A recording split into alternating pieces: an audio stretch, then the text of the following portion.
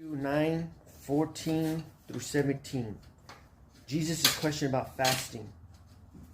Then the disciples of John came to him, saying, "Why do the Pharisees fast often, but your disciples do not fast?" And Jesus said to them, "Can the friend of the bridegroom mourn as long as the bridegroom is still with them?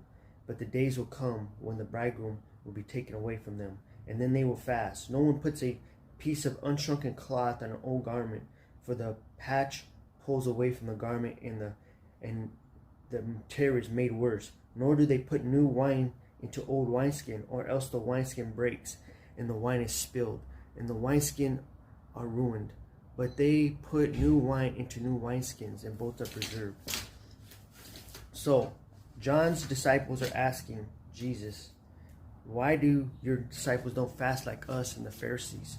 So first, the John's disciples imitated John, and they showed their proper humility in sight of their own sin, that of their own people, in the sight of their own people. Matthew 3:1-4 talks about how John and his appearance and how he ate honey locust, right? And that he was dressed in camel cloth and a leather belt.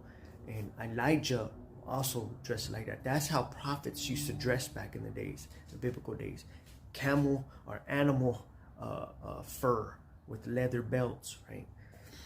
And just study that, right? And so he's showing the humility. He's showing that he doesn't dress in the finest robes. He lived in the wilderness. Like, he didn't need to be looking like royalty, right? He was a prophet for God. That was his calling. He was anointed by God.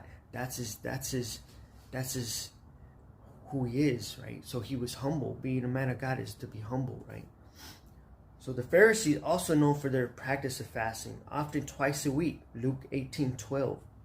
The Pharisees did not do it by the spirit of humility or repentance, right? They often fasted wanting to impress themselves and others with their false spirituality. Matthew 6:16-18. Right? So here we go. The principal things are different now that the Messiah is here, is what I put, right? So now that Jesus is here, he's showing, right, the bridegroom. Can the friend of the bridegroom mourn as long as the bridegroom is with them?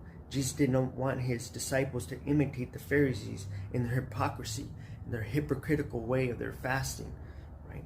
Nor imitate John's disciples in their ministry of humble preparation. So this whole thing is not an accident. People coming up to Jesus asking